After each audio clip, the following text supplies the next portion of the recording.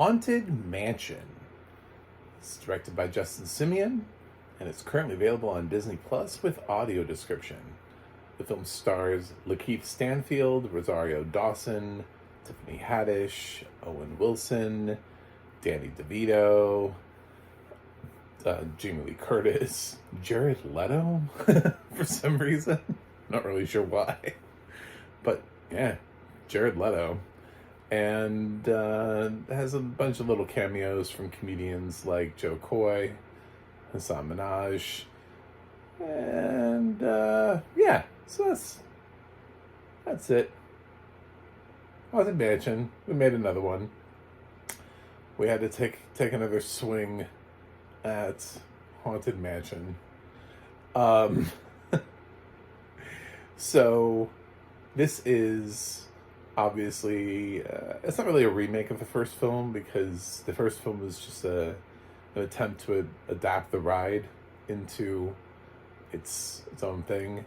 So this is really just a remake of the ride at the Disney parks. I'm pretty certain Haunted Mansion is basically everywhere.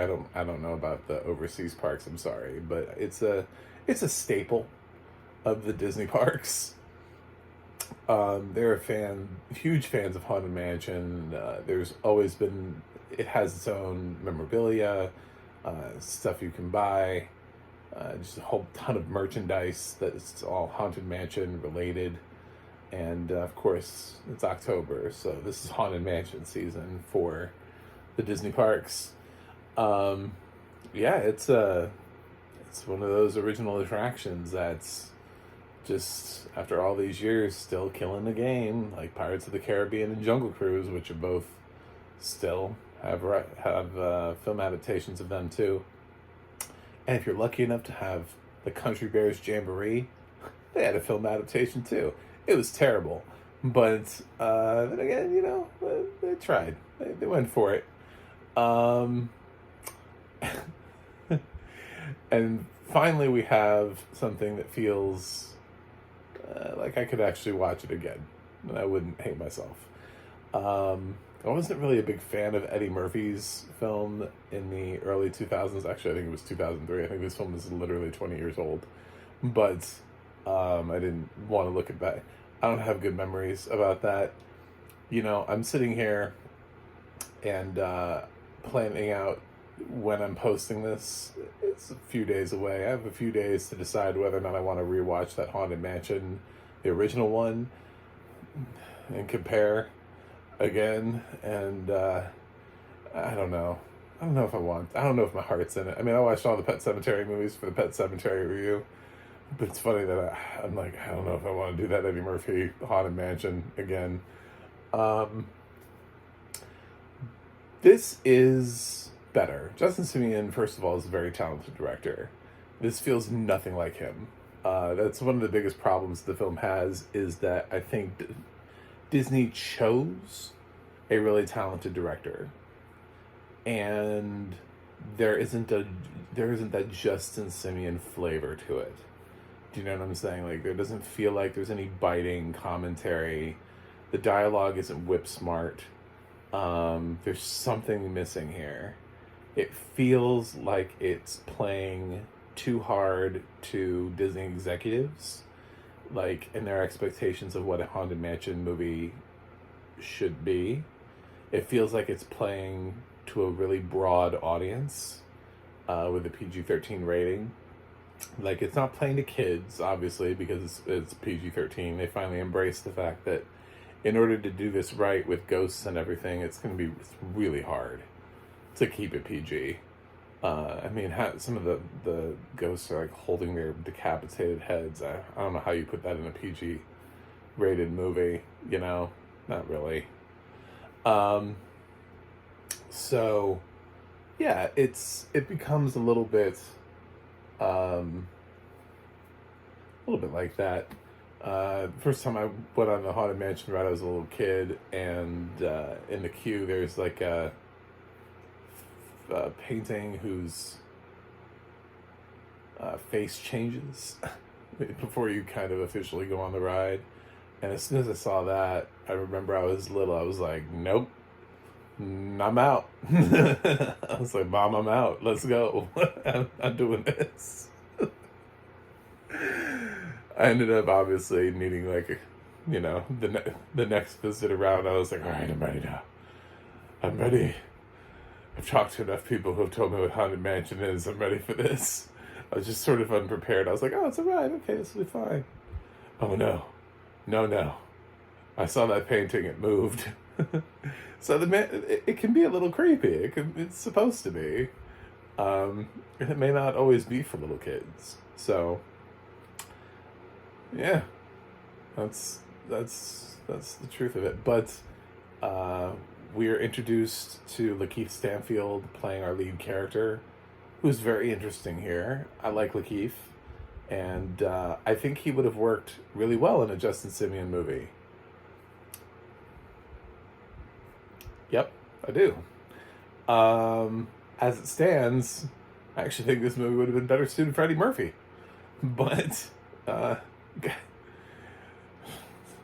it's not that he gives a bad performance. I think Lakeith signed up for I think he saw Justin Simien as a director and was like, yes, let's do that. I want to do that film. I mean, this is a guy who's in Sorry for Your Loss. Sorry to Bother You. And Atlanta, and I think and Get Out. I think he just had maybe certain expectations from the script about where his character was going, about the kind of maybe dialogue that he'd have, and he just either they cut it all out or he just didn't get any of it. He does do a fantastic job of playing a grieving widower who has his wife is missing, and it's a very strong performance because he's actually grieving, and so much so that is actually a major plot point for the film as to why he's involved in this whole thing and why he matters. But he's not the only one. Grief is such a huge focus in this film. There are people who have gone through things and they talk about it. They talk openly about their feelings, and it ties into sort of the master plan as to how they're drawn to this haunted mansion. The other main characters are Rosario Dawson, who plays the mother to a young boy. I didn't memorize the actor's name. Honestly, I didn't really give that kid much to do.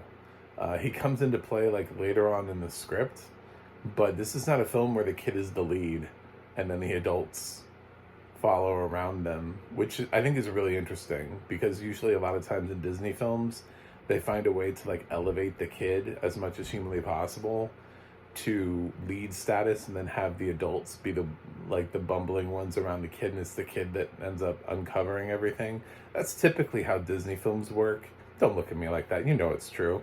And that's not really what happens here. He actually just kind of hangs back quite a bit. And really it's Lakeith Stanfield who is actually the lead of the film. It's a grown adult who invented a specific type of camera that would let him see the ghost particle. Which she's like, I didn't come up with that name. The papers came up with that name, you know. And yeah, he was a scientist, and he's a very bitter tour guide. And one day somebody looks him up and brings him this opportunity where he can get paid to use his camera inside this house and take pictures of ghosts. And that character is played by Owen Wilson, who plays Father something. He plays a guy. It's Owen Wilson, pretty much doing Owen Wilson. He's not really stretching himself here, but it's a fun role for Owen. He does a good job with it. I'm not gonna begrudge him of that. Later on, they decide they need to pick up a medium, so they pick up Tiffany Haddish, who I guess plays a good medium. She's all over the place. She's in it, like everything. I feel like she's ubiquitous at this point. She's just omnipresent. Oh, Tiffany Haddish is in this because why not? I mean, why wouldn't she be? And later on, also Danny DeVito joins in as a historian of haunted things. And they try to figure out what's up with the ghosts. What are the ghosts trying to do? Because the ghosts follow them outside of the house no matter where they go. They can't really leave, so there's no point in them really leaving, because if they try to go back to their houses, they're followed by the ghosts anyway. So the ghosts obviously need them for something, and they have to figure out what that something is and achieve that something before the end of the movie's runtime, which is about 2 hours, shockingly. The runtime is a bit of a problem, but it's also necessary if you want like a coherent film. If you want a film that makes sense, this film, again, it's adapted from a ride, not a book. It's not a sequel. So it does actually have to explain to you and set up the characters and set up the mansion and set up the plot, set up the villain. It has to actually do a lot of setup and then follow through and then kind of have payoff at the end. And that's kind of how the film moves along, is there's a lot of setup and then we get into the movie and then we kind of get into the third act and finally it finishes. It just happens to take 2 hours. It just feels weird because normally films aimed at kids don't last 2 hours, but we're starting to do crazy things now, like Spider-Man Across the Spider-Verse is almost 2.5 hours. So we're pushing the boundaries of how long kids can sit. Again, this is PG-13 though, so should your kids be here? That's a decision you're going to have to make for yourself. I would say the PG-13 rating is at least something you should take into consideration. I know parents these days will show their kids like literally anything. They're like, my kids understand it's not real. Listen, when you were a kid, did you really do that? Did you live that life? Or were you scared of something? Because kids inherently are always scared of something under the bed, something in the closet, some weird noise outside, some ghost story they heard from their friends, something. There's something out there that they're scared of. And sometimes we want to be. That's why Goosebumps are such a popular series for kids, is because we want a little taste of that. But at the same time, you just got to know your kid. You can't just throw them into films like this. It does have some stuff that is PG-13. I'm not going to lie. There's some of the ghosts that do some things that would not be done in a PG-rated movie. And actually, I'm a little surprised they even put the castle in front of this movie for some of the things going on. There's a guy with a hatchet that's very suggestive that he's killing people, or did kill people when he was alive. And I don't know. I'm just quite surprised that that's in a film where the Disney logo is before it. I don't know if the Disney logo was before Pirates, but I don't know. This feels just kind of... There's something a little different about this vibe. So, yeah, it's sort of like an entry film into jump scares. It's got a couple. I didn't think they were terrible. I wasn't like really terrified by it. If you're part of the blind and visually impaired community like me, then you'll be listening to audio description, and that narrator is cheerful as hell. I'm not as familiar with the narrator as usually I am, but he was very happy, and he made me feel a lot more at ease than I probably should have been. But I was thinking, this is a Disney movie. It's going to be a lot of kids going to be watching this and listening to this too. So if I was a kid, I'd probably like this dude's voice a lot. I'd be like, oh yeah, this feels like narration set for me, you know. Um, but for us adults, we're coming in for the acting, which is pretty solid across the board. I know that Tiffany Haddish can feel sometimes like she's a bit much, but she really does dial it in. Does actually a really solid job with this performance. My only problem with the film is I didn't need the sort of Avengers Assembled thing. I think there's still a better Haunted Mansion movie out there. I gotta believe that. Like, I think Eddie Murphy's version was bad. I would not give it a fresh rating if I was a tomato meter person. It would be rotten for me. And then this actually I would give like a marginally fresh rating on Rotten Tomatoes. I think it's worth watching. And I think, especially in terms of giving fan service to those who are big fans of the ride, I think it did an excellent job of that. There are many little Easter eggs in here thrown for people who have been on the ride more than once and will recognize things like the hitchhiking ghosts. And they actually do the ghost ballroom dance sequence rather well. I was quite surprised. They do the room stretching where the room feels like it's stretching upwards, where the walls are stretching. They do that. Lots of little things that are very specific to the ride. And that's one of the things that Justin Simeon does really well. That and his attempt to approach this from an adult standpoint, from adult viewpoint, and bring some sort of emotional resonance into these characters and into this plot. It's not really what I want out of a Justin Simeon film. I still think of the guy who gave me Dear White People, and how that was biting is just such the word. It felt like it was crackling, like it just snapped, you know, it just popped.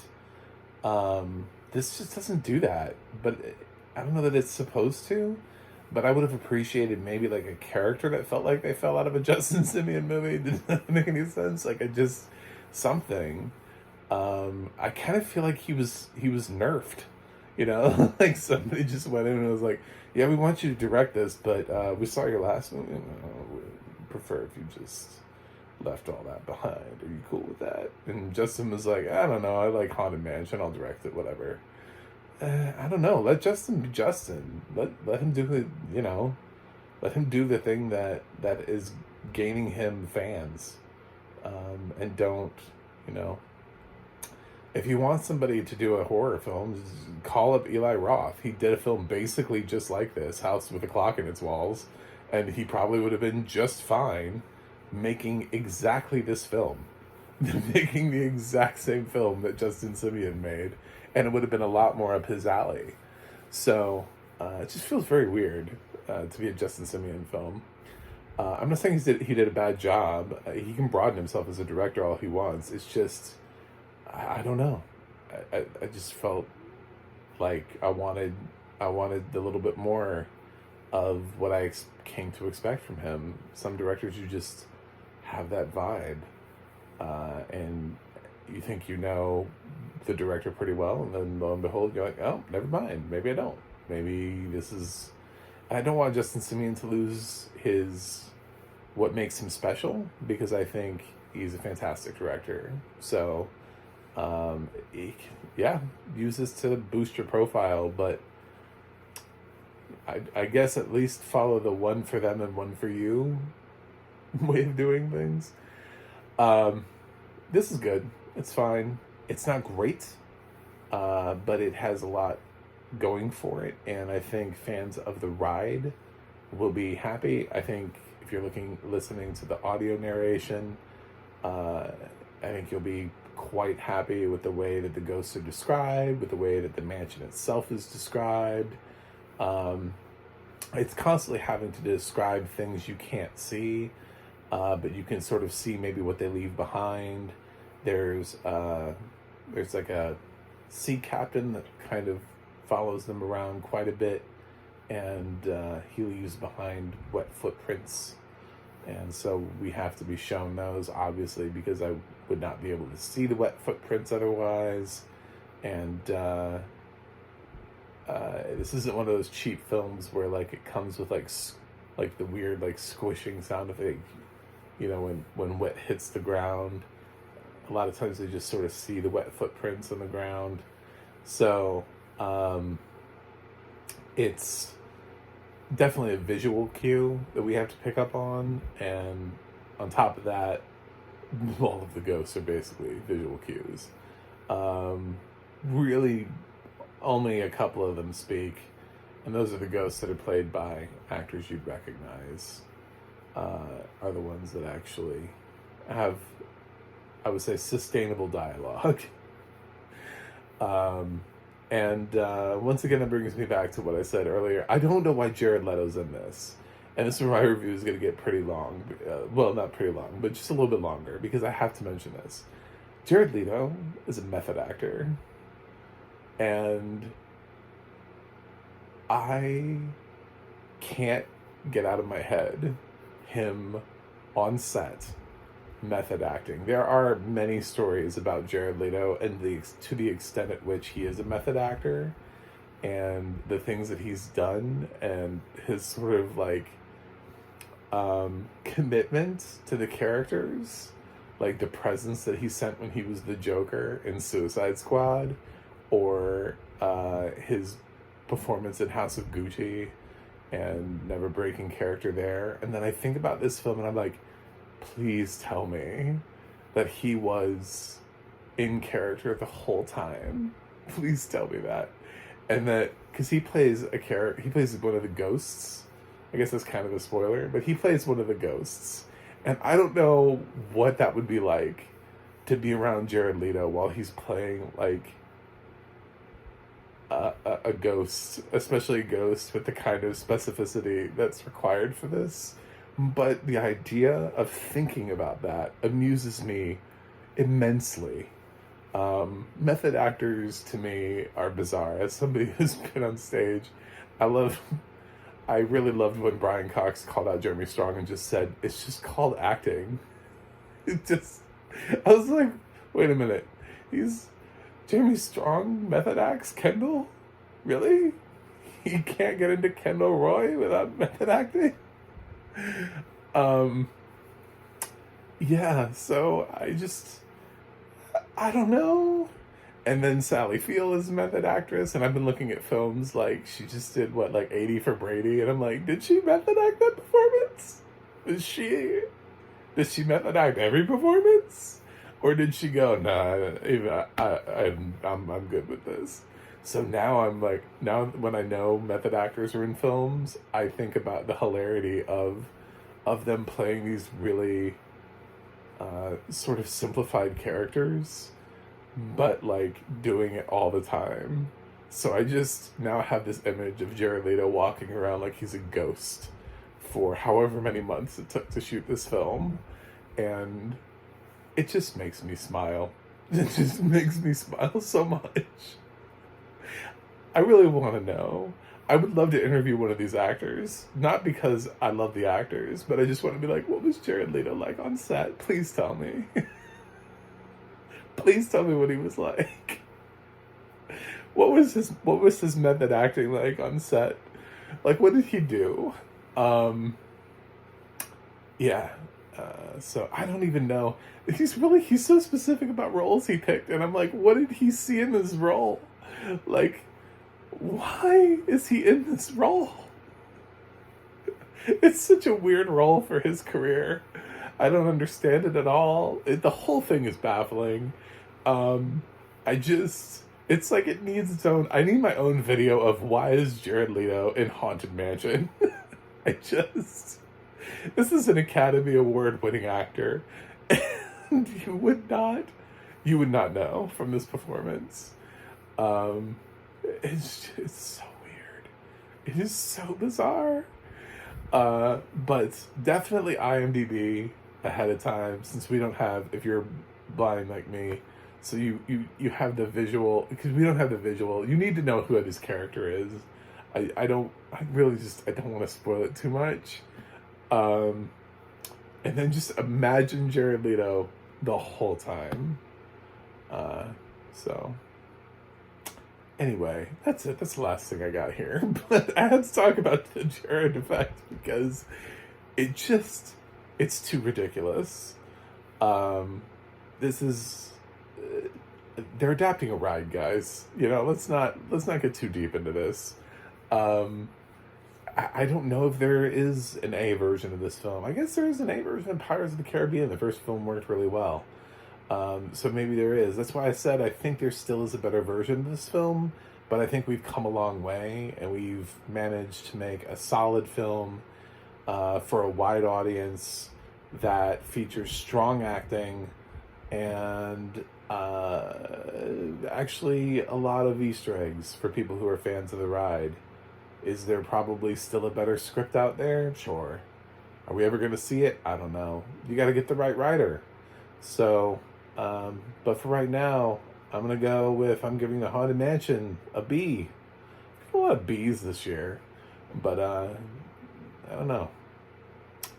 It feels like a B film to me. I don't know what else to say about that. So, definitely, if you're a fan of the ride, give this a check, because they tried. They really did try to incorporate as much of that into the thing as possible, and just the performances here, the actors are really pretty good. So that's it. Thanks for watching. Thanks for subscribing. And I do have a website, MacTheMovieGuy.com. You can follow me on X, Threads, or Instagram at MacTheMovieGuy. You can go to the audio description project, adp.acb.org. It'll let you know what is audio description, where you can watch it.